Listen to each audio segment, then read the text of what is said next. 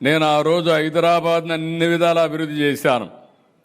నేను దృష్టిలో పెట్టుకున్నది ఓల్డ్ సిటీ పక్కన ఎయిర్పోర్ట్ కట్టాను. మీరు గుర్తుపెట్టుకోవాలి, నేను దూరదృష్టితో కట్టాను అది కూడా.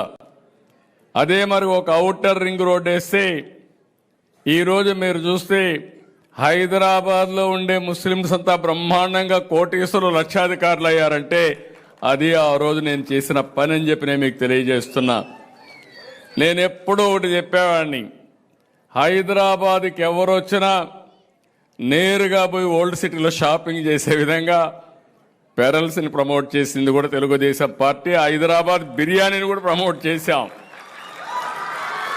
ప్రపంచం మొత్తం హైదరాబాద్ బిర్యానీ అంటే దానికి ఒక ఛాంప్ క్రియేట్ చేసే పరిస్థితికి వచ్చామంటే, ఇంకొక పక్క ఆ రోజు ప్యాలెస్ ఉంటే, పలక్నమా ప్యాలెస్ ఉంటే నిజాం సంస్కృతిని కాపాడడానికి ఒక బ్రహ్మాండమైన హోటల్ పెట్టి దాన్ని కూడా పరిరక్షించామని చెప్పి కూడా నేను మీకు తెలియజేస్తాను. ఒకటి రెండు కాదు, నేను వారసత్వాన్ని కాపాడడం కోసం అన్ని విధాల ప్రయత్నం చేశాం.